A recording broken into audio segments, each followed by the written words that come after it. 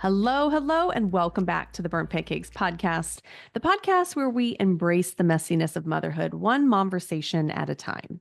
I'm your host, Katie Fensky, and I'm on a mission to remind moms that everyone burns their first pancake. Now, if you're anything like me, you've stood in front of the fridge at 5 o'clock at night thinking, what the heck am I going to serve for dinner tonight? Well, today's guest is here to help us out with our dinner rut. Madison Wetherill is a mom, food blogger, and self-proclaimed former picky eater who's on a mission to make mealtime exciting again. Whether you're trying to spice up your weeknight dinner or finally convince your kids to eat something other than chicken nuggets, Madison's got practical tips and fresh ideas to bring the joy back to cooking. Let's jump into this conversation. Madison, welcome to the podcast. Thank you so much for having me, Katie. I'm so excited to chat today. I am looking forward to this because just the other day, yesterday at the grocery store, I was just staring at the meat aisle like, I am so lost right now. I am terrible at dinners, meal planning. I am that mom that feels like I'm in a dinner rut. So you are here to save me. Yes, I'm so happy to. And hopefully by the end of this, you're going to feel like so inspired to go back to that grocery aisle and be like, that's what I'm going to make tonight. Okay, well, why don't you start off? Just introduce yourself. Tell me how many kids you have, how old they are, where you're from. Yeah. So my name is Madison Wetherill and I have 3 boys. So they are yes, boy mom, 9, 7, and almost 3. And so we're in Arizona, which is amazing. We love it here. Just love the weather that we get to experience here. But yeah, with 3 boys, we lead a very busy life and we eat a lot of food. Yeah. Oh my, I just finished giving my kids lunch and I was like, you're fed, you're good for an hour. Don't come in. Mine are on spring break right now. So hopefully they don't come in. I actually was just in Arizona last weekend. Oh, how fun. My oldest had a baseball tournament there. So oh, that's perfect. Yep. We were all over Arizona. I felt like driving everywhere. Okay. Well, tell me a little bit about how you got into the food blogging world. Yeah. So I should go back even before I started blogging, really. When my husband and I got married, I could cook nothing. Like I didn't grow up cooking. I was very picky growing up. And so the idea of cooking just didn't even like interest me. And so when we got married, all of a sudden I'm like, oh, I'm like responsible for feeding 2 people now. And like boxed macaroni and cheese is probably not going to cut it for the rest of our lives. Yeah. And so men are a lot hungrier too. They want like meals. Yeah. Yes, exactly. And we both grew up with like moms who made meals and things like that. And so I'm like, all right, I need to like step into this.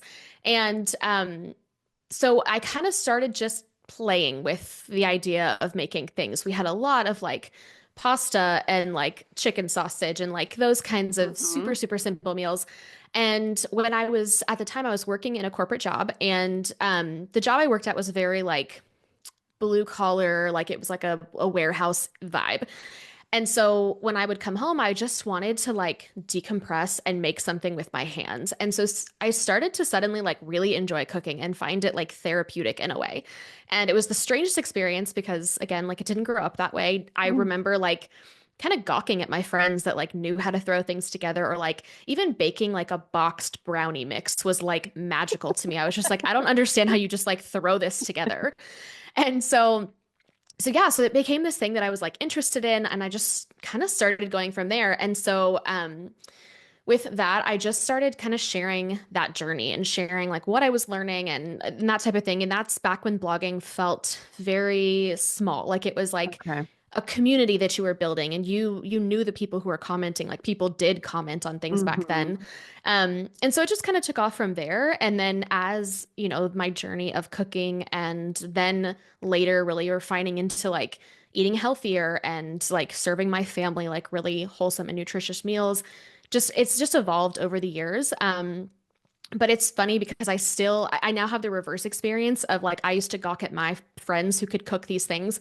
And now I have my friends that do that to me sometimes. And they're just like, so I get the stories of like, I can't believe you like love cooking. I do not like cooking. I don't want to spend my time in the kitchen, but I also want to eat healthy food. And so now it's kind of come, full circle. And now I get to help people, find that joy again in cooking and hopefully feel less overwhelmed by it. Because if there's one thing that I can sum up as like the number one thing I hear from people, it's that cooking is complicated, it's too difficult, and really it can be a lot more simple than I think people make it out to be. So hopefully we'll kind of dig into that and like that will be a takeaway that people have today.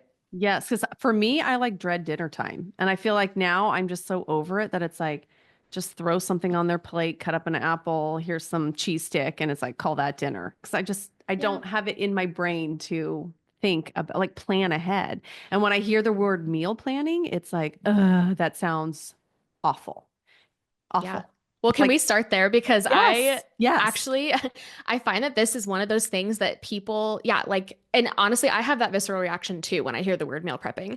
So I want to kind of share that like my version of meal prepping is not probably what you're imagining. When you think of like the little divided containers where you're eating the same thing for 7 days straight, like that is not what my version of meal prepping is. Because while there is a lot of simplicity in what we're going to talk about and healthy eating and all of that stuff, I also really like being creative. I like eating different things, and I don't really want to eat the same thing more than two Mhm. or 3 days in a row. So when I think of meal prepping, for me, that is actually just prepping and planning ahead in little ways. So it might be that you're making a pot of rice for the week. Maybe you're chopping some veggies to be able to have in different ways, whether you're going to like roast them or have them on a salad or just have them raw, whatever it looks like. So it's like prepping ahead for these pieces and components that you can put together into meals later on. That is what I think meal prepping can be for people. And that is what's going to help you to save time later and help you, overcome that dinner rut, overcome that like overwhelm that you feel when it is dinner time Mhm. because you have planned ahead and you have some things that are going to make things faster for you. Love that. Are you the type of person like you spend Sunday figuring out this is what we're serving Monday, this is what we're serving Tuesday? Because I don't do any of that. And so Monday night's here and I'm like, what are we going to feed the kids tonight? How, Yeah. how do I do that? Yeah. Well, I really think the first step is carving out that time and creating that habit. So this actually started for us when we started doing grocery delivery and grocery, ordering online Yeah. and having your groceries delivered, or we used to pick it up in person. But when I started doing that, I would get really frustrated because I would kind of miss the window of like when I could add to the grocery Mhm. cart. And this was before, it was before COVID. So things were not as accessible as they are now. But I remember being like, okay, I have got to build this habit. And so I would carve out a time. It used to be Saturdays, and I would just spend a couple of hours. Actually, I shouldn't even say hours. I would spend maybe 30 minutes to 45 minutes just thinking about what are we going to make this week. And so, kind of like a very simple process for that is just open up your calendar, open up some place that you store recipes that you want to make, whether that is like a note on your phone, Pinterest, however whatever works for you. Maybe it's a cookbook that you actually like to cook from, like a physical one. And you're just going to look at your week and you're going to say, all right, Monday night, we have XYZ going on. That's going to be a good night for me to make something, quick and fast. On Tuesday, I actually get off of work a little bit early and I'm going to have a little bit more time. So that's the night that I'm going to prep something a little bit more elaborate. And so you start to do that, start to build that habit, and then you just make that a routine that you go to every week because you're right. If you don't have that, then Monday night's going to roll around and you're going to say, what's for dinner? And it's just a Dino frustrating nuggets again. experience. Yeah. Exactly.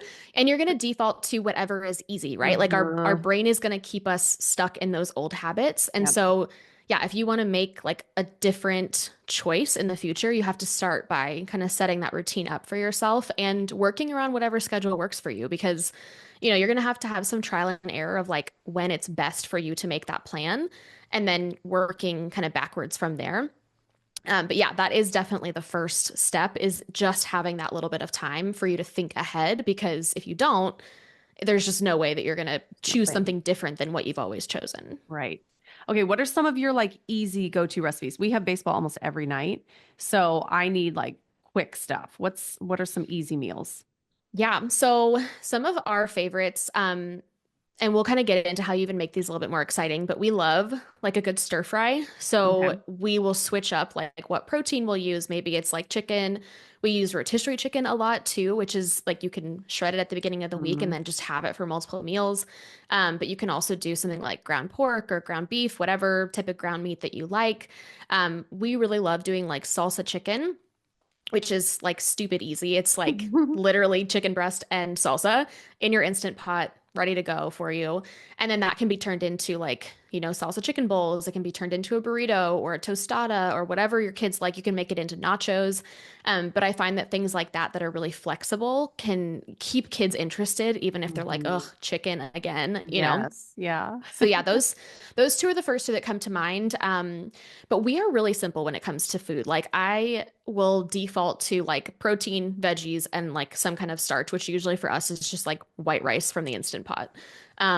Because you can rotate those out and make them feel new, even though it's kind of the same thing over and over again, but you can switch which seasonings you use, or is it going to be like grilled chicken or shredded chicken, like that type of thing. So again, it feels like fresh and exciting, but it also has a familiarity to it for like some of the kids who might not like new things as much. It's like, oh, I recognize this. I've had this before. This is like a safe food for me. Right. Does that help with picky eaters then? Like, because you say you are a self-proclaimed former picky eater. I feel like my kids are picky eaters only because I'm not like giving them enough variety, enough times for them to like try it. Like my older one now, I can say like, just eat it, just try it. And he's much better. My younger one like wants nothing to do with it. But I'm like, is it because I don't give him enough of this enough times? How do I get And them to? there is definitely like science behind that there's like there's sort of a process that kids will go through between like the first time they see something, they're probably gonna like push it off their plate and be like, ew. And we watch this happen with like kids when they first start to eat solid foods. The first time you give them broccoli, they're gonna be like, no, I'm not touching that. The second time they might play with it. And then the third time they might like take a bite and spit it out. All of that is like a normal progression of getting used to new foods. When we have older kids who aren't, maybe in that experimenting phase, they might not do all of those things and they'll just stick with the like, no, I'm good. So yes, there is something to like repeatedly offering the same types of foods to kids. And I do think just over time, kids do get more used to that. But there's also other strategies you can use for like introducing a new food with a safe food. So there have been many, many times where I've served a dinner and one of my sons just doesn't eat it. And he's okay with that. Like he's not going to starve. He's not going to go to bed and like not sleep well. He just might be like, no, thank you. I don't like that. And that's okay. Then there's other times where maybe I have something new and some rice or fruit or something on the side and he eats what he likes. He eats the rice or the fruit and that's all he eats. But again, if you keep offering that, you'll find that maybe eventually they will try it. Maybe they won't. Maybe there'll just be meals that you guys make that your kids maybe don't prefer. I try not to do those types of meals every single day of the week, right? Like I kind of vary and rotate through those.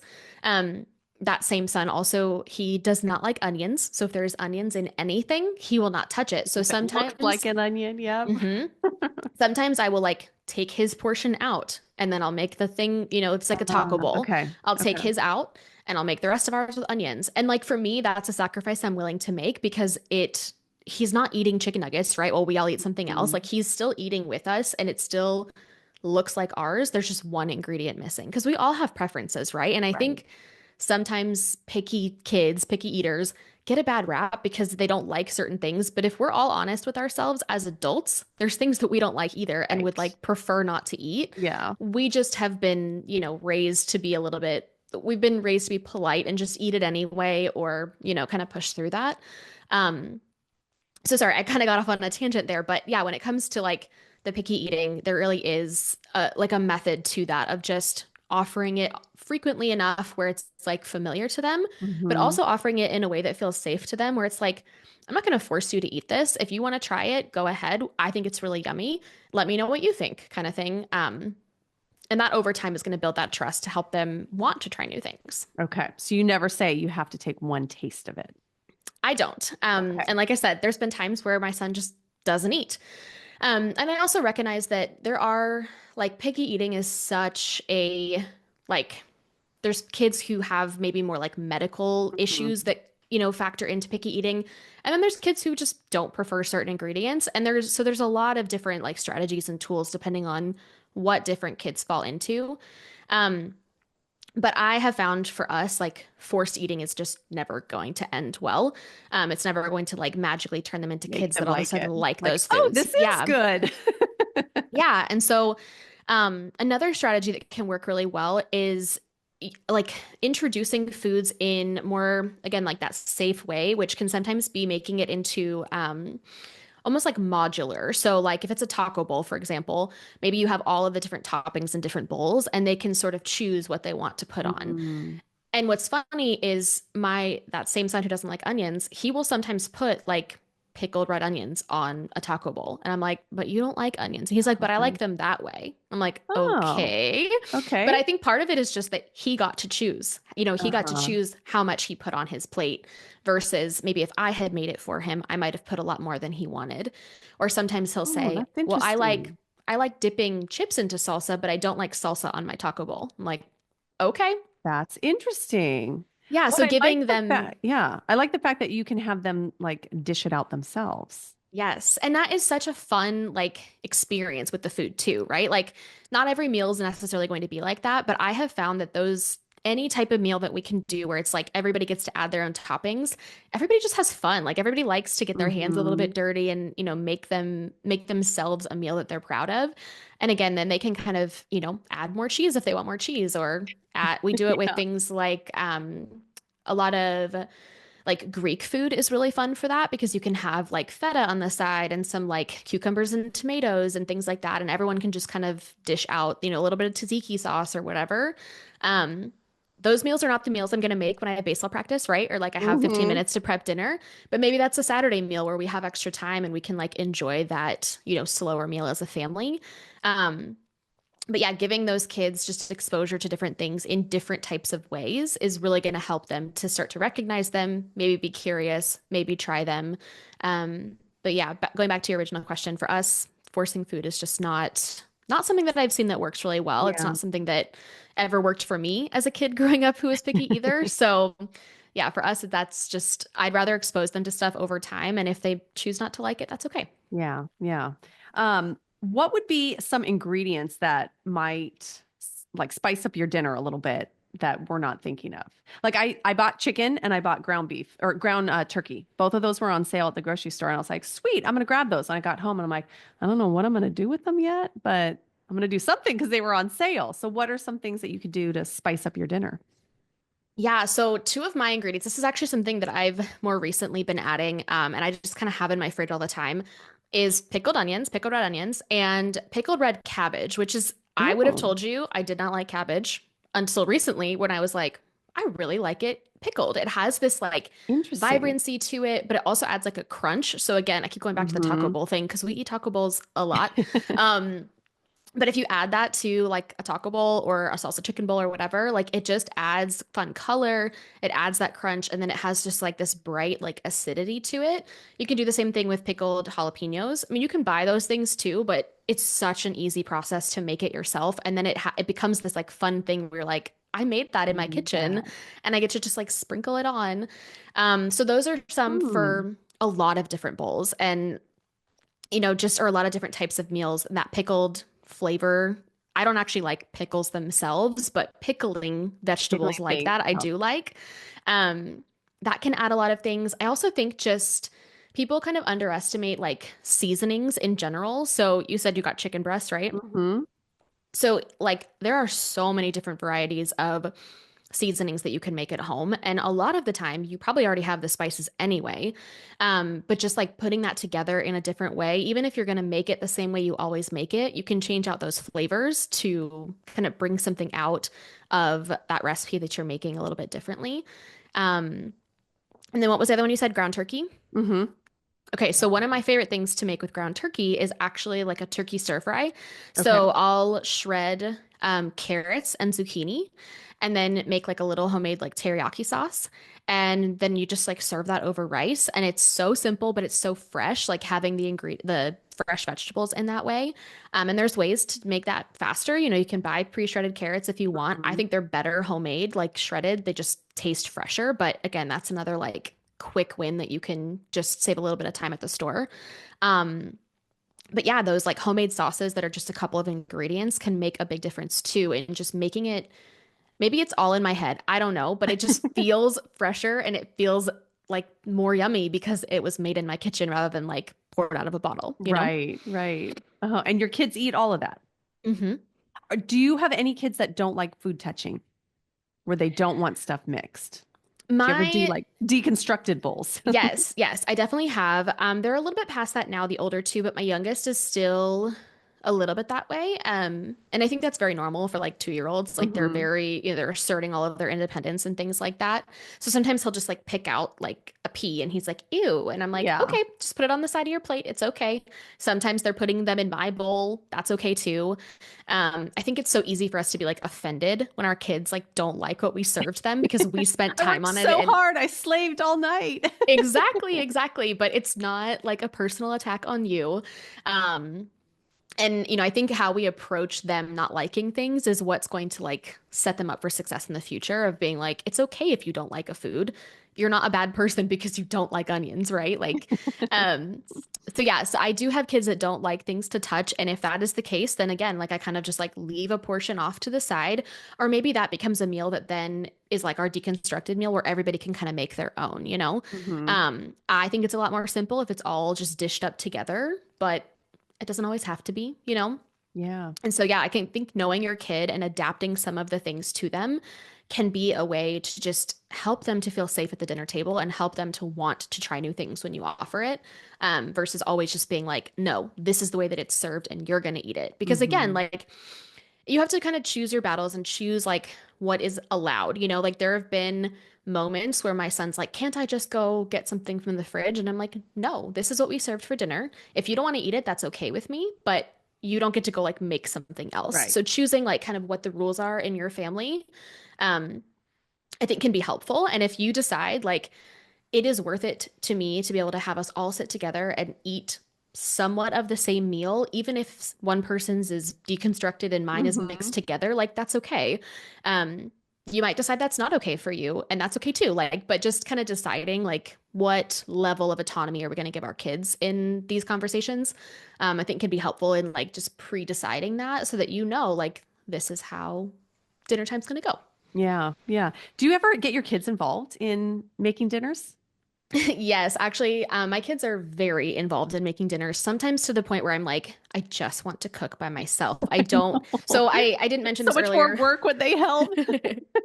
Yeah, I didn't mention this earlier, but we also homeschool, and so our kids are always around and always learning. Hmm. Um, but it's actually really fun because over the years, I've watched my kids actually get better at cooking, and like they can be really helpful when I need them to, especially if I have a more complex dish where I'm like, I need to prep Hmm. and chop things and I need to make a sauce over here. Like I can have my oldest son like chop the peppers for me and he can do that proficiently.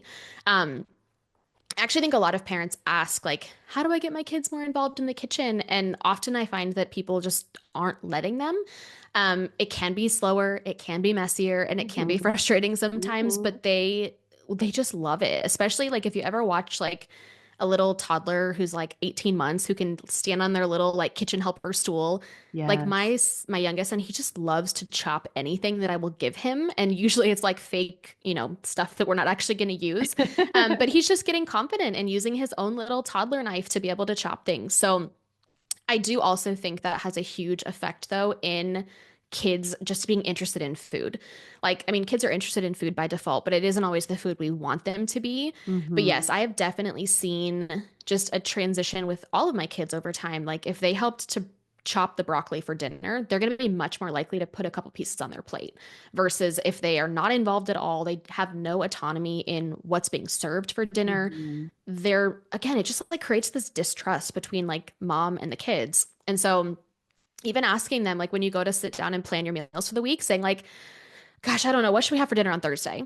They're probably going to say pizza, Uh-huh. tacos, Uh-huh. tostadas, maybe chicken nuggets. Like they're probably going to give you those answers.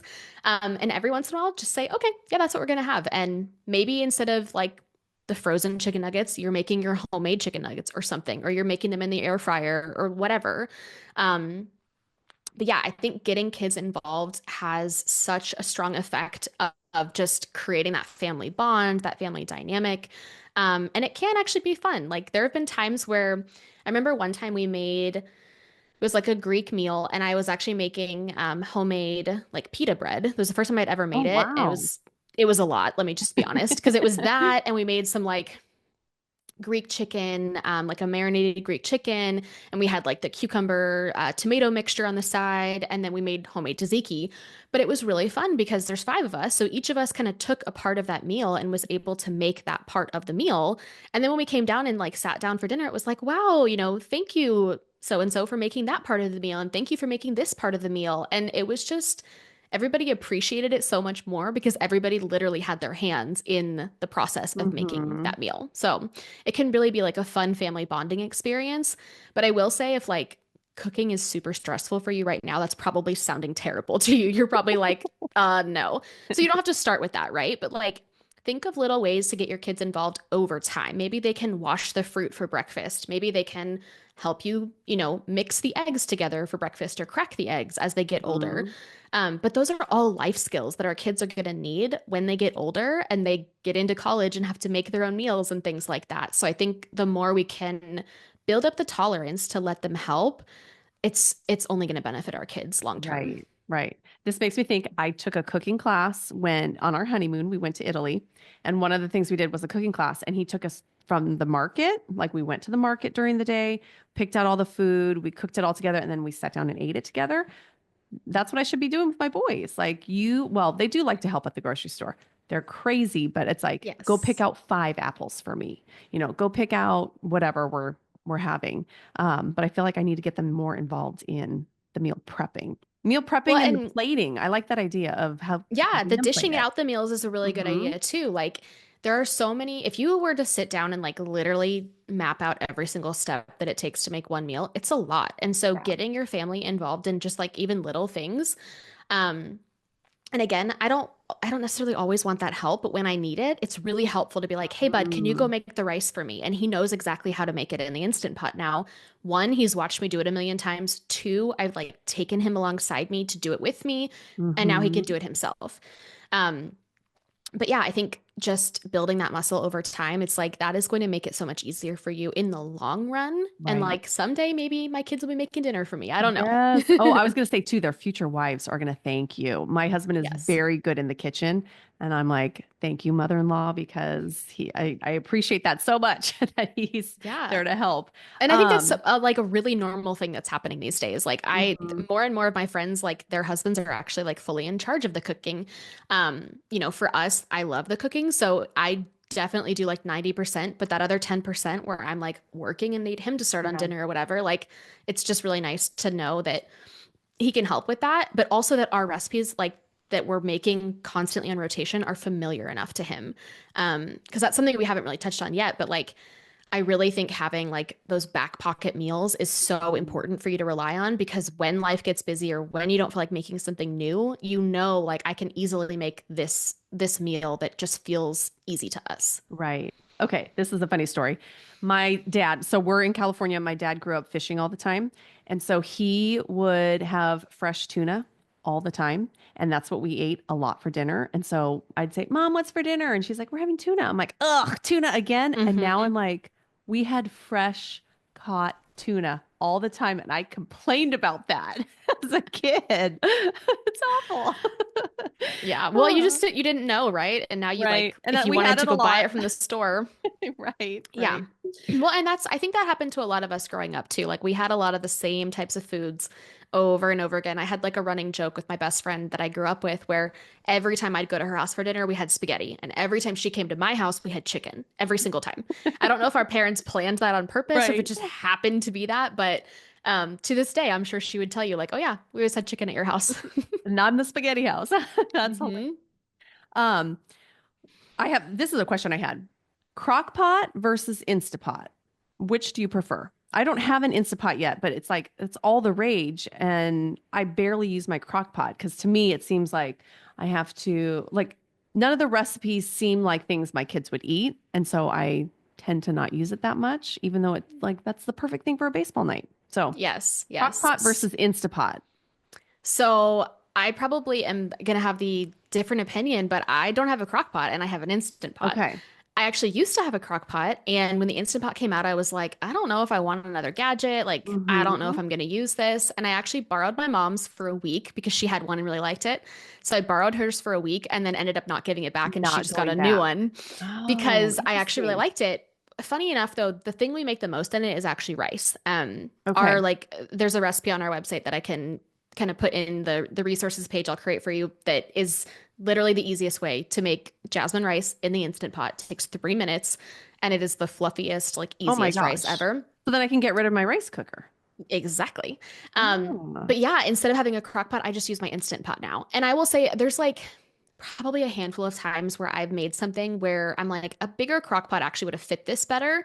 But Okay. 99% of the time, the Instant Pot works just as well. Okay. And like the base of it is big enough that it works for it. There's a slow cooker setting. You can make yogurt in it. You can make like soups and broths, and we make homemade chicken broth all the time. Actually, we don't even buy store-bought broth anymore Mhm. because we just make it. But yeah, I would say, I mean, Mm. there's nothing wrong with the crock pot, Is right? it But the just Instant Pot, faster? Is it faster than a crock pot? it has an actual like slow cook setting. So if you need to Okay. do something like low and slow, you can do that, but there's a pressure cook option. So like for example, salsa chicken, if you were going to do that in the crock pot, it would take, I don't know, six to Yeah. 8 hours Yeah. probably. If you do it on high pressure, it takes 15 minutes. Oh my gosh. Yeah. Whoa. Okay, so I'm used to doing stew. We do stew in the crock pot. Is that Hmm. something that you could do in the Instant Pot? Yep, definitely. What about the other go-to is St. Patrick's Day corned beef? Would you Hmm. do that, but in the pressure cooker side? You know, I don't know if I have before, but you probably could. I have found that there's certain cuts of meat that they are designed to, Thick. they're just designed to be low and slow, right? Okay. And if you try to shortcut it, like sometimes I've done like a pork shoulder, but in the high pressure mode, and it just needs a little bit more time than like, Okay. so it's like an hour and a half instead of, again, like 10 to 12 hours in the slow Right. cooker. Um, but for the most part, I haven't found much that I'm like, oh, I probably should have done that a different Okay. way.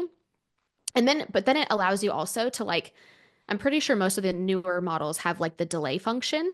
So because a lot of crockpot recipes, it's actually like 4 hours. And you're like, well, I Mhm. can't make that at 8 o'clock in the morning and have it ready for dinner because that's 8 hours, Too you long. know? Yeah. So if you can delay it and then start it when you need it to, or, there's just different options like that. But yeah, I have found it to be just as good. And I feel like I use it more often now than I ever Interesting. used my crock pot just because it has so much versatility. Okay. Did you start using it like you had a recipe book for Instant Pot recipes, or did you make up your own? No, I would either make up my own or just use there's so many amazing food blogs out there. So just kind of finding ones that worked Hmm. for what I was Yeah. looking for. There are like definitely ways that you can kind of convert certain recipes from like slow cooker to Instant Pot if you need to, but it just kind of depends on what it is that we're Okay. cooking. But a lot of like shredded chicken, regardless of the sauce that's going to be on it, it's going to kind of be the same amount of time. So whether it's like barbecue chicken or buffalo chicken or the salsa chicken Mhm. or ranch chicken, if you want it to be shredded, it's relatively the same amount of time. It's like 15 to 17 minutes on high pressure, and the sauce is just the only thing that's different. Oh my gosh. So literally just sauce and chicken, and there's half of your dinner.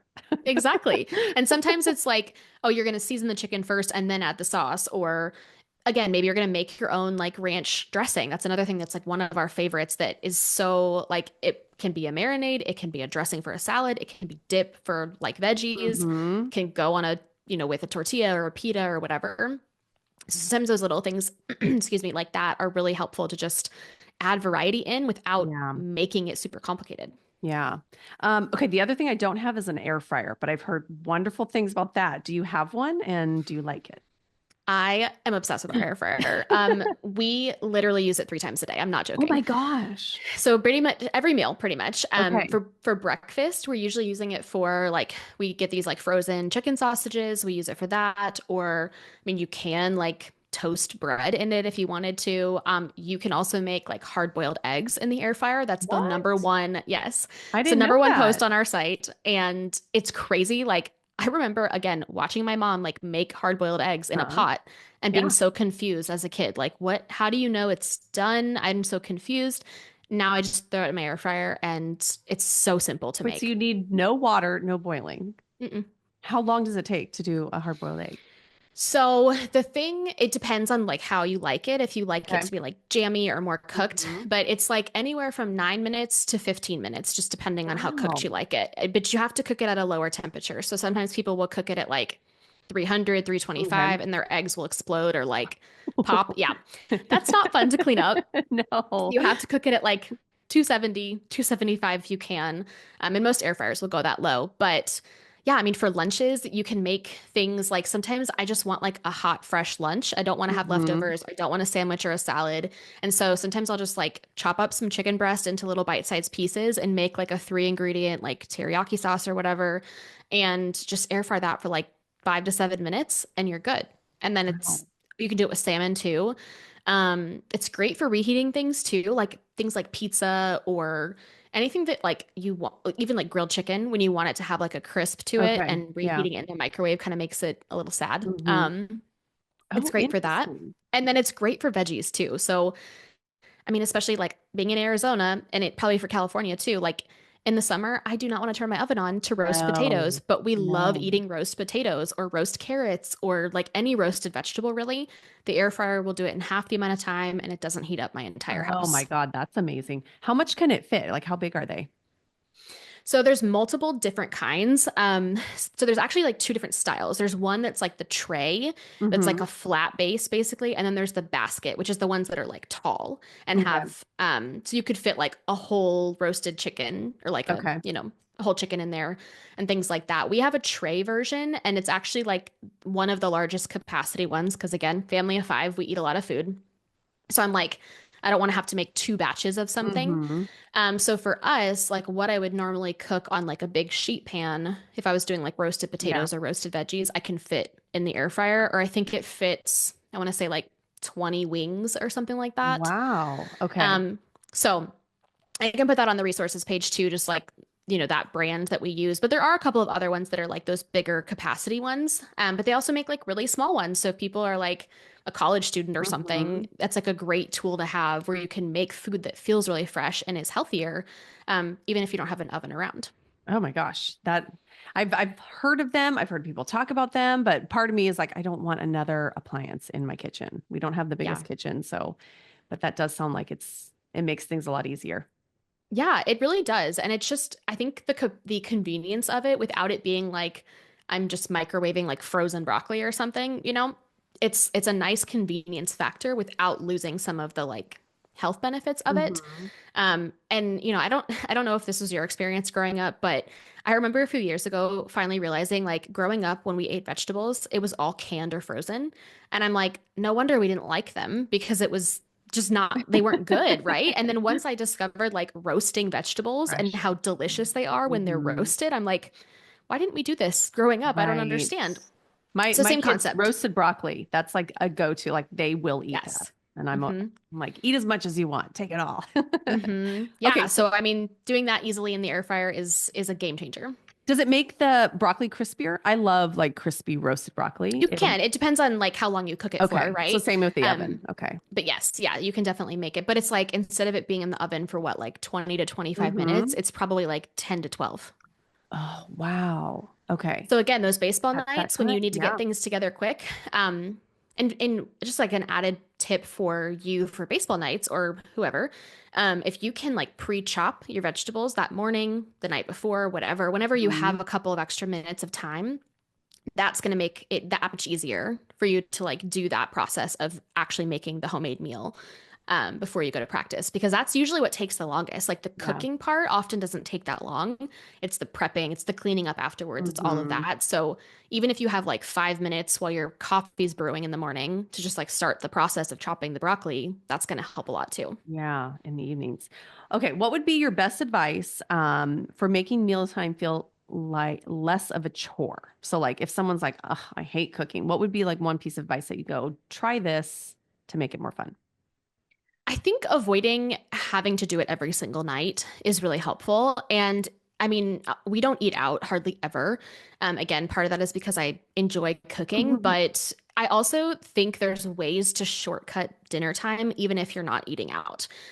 We've talked about quite a few of them already, but another great tool that I like to use a lot is my freezer.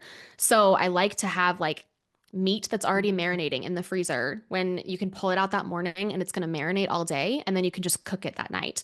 Or if I can, I will double a meal, which is hard to do again with 5 kids, or not 5 kids, 5 of the people. family. Yeah. We eat a lot of food. But if I can, I'll make an extra like pound of ground beef so that I can freeze some of it.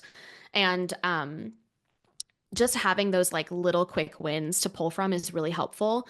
I also like to have little like just convenience things. So maybe instead of like making the 3-minute instant pot rice, you just have like a bag of rice that you can heat up in the microwave. That's okay too. You actually can freeze rice, or you can freeze like quinoa after it's cooked. So little things like that, they're going to thaw really fast. But that will make it just faster for you to just throw, instead of you're making, 3 different components to your meal, maybe you're only making fresh vegetables because the meat's already done. So I think minimizing the amount of time that you're cooking, like from start to scratch, don't do that 7 times a week because you will burn out. Yeah. But if you can do it 6 times or 5 times a week, or if you have extra time on the weekend and you want to be able to cook a few extra meals for yourself for later, great, do that.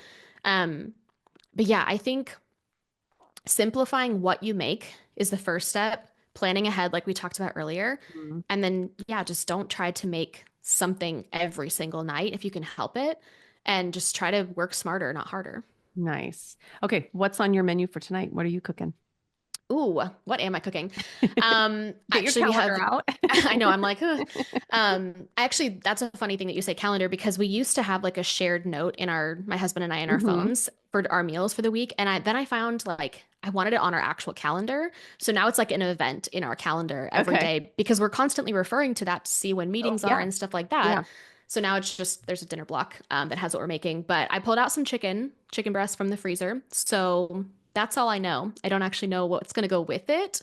We're going out of town later this week. So I'm like, we've got some veggies we need Trying to use up. everything. Yeah. I think we have some sweet potatoes that we need to cook. So we'll probably roast those in the air fryer. Nice. I think that's what's for dinner. Love it. Love it. Okay. Tell me a little bit about what we can find on your blog, how we find it, and if we want to connect with you.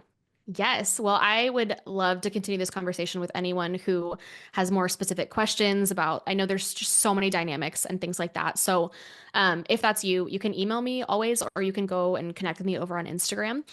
My website is cookathomemom.com, and we do have a lot of different ways to browse the content. So like if you have specific dietary needs, like keto or Whole30 or stuff like that, there are a lot of recipes that fit into that. We also have a whole like drop down on our navigation menu for different cooking methods. So if you're like, I just got a new air fryer, what do I make with it? Okay.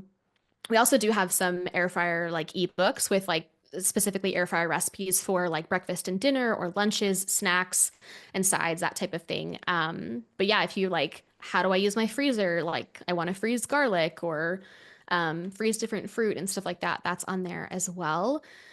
And then we do have by protein too. So if you're looking for like chicken recipes specifically or beef, you can kind of browse by that. We tried to make it really easy to just find things. And our search menu is also really great. So if you're like, I want to make corned beef for St. Patrick's Day or whatever, you can always search a specific thing. But yeah, I would love to continue the conversation. And like I said, I'm going to make a resource page for your listeners that'll have some of these recipes that I talked about in an easy download, and then just some other tips and things like that people can kind of catch up. Because I know when you're listening to a podcast, you're like, I don't have anything to write stuff down. I need to take notes. I need to find that. Exactly. Oh, so that'll have all the things for you guys. But yeah, go over to Cook at Home Mom on Instagram too if you want to chat more and just kind of get some more tips there. Awesome. I'm going there tonight, and I'm going to figure out what to do with my ground beef. I actually love the idea of the like stir fry, because usually we do chicken with stir fry. I never thought to do ground turkey. Use ground turkey in that. Change it up a little bit. Yeah. I have one that I'll probably deconstruct because they'll be like, there's carrots in mine, but that sounds like a great idea. I love that. And I have all that stuff already. I have broccoli laying around. I have carrot laying around. So there you go. Yeah. Just add that in there. And yeah, it's so simple. I find that ground meat is so easy to cook for most people. Like whenever I go out of town and I like leave instructions for my husband, he's always like, make sure there's ground meat because that's what I can make really easily. I'm like, okay, I can't overcook that. I know it. I know when it's cooked. I tend to overcook my chicken. I like my chicken nice and dry. And my husband's like, oh, this is so dry. I'm like, this is how I ate it growing up. So I think he likes his a little more moist. I like mine dry, but ground turkey, I can I can't mess that one up. Exactly. It's very forgiving and it's easy to Mhm. customize, right? Like you could have ground turkey like 4 meals in a row and it not ever be the same because it's just Mhm. easy to add different things and different sauces and all of that. So it's a very versatile protein. Love it. Well, I feel so inspired now, and I really appreciate you giving us all these tips.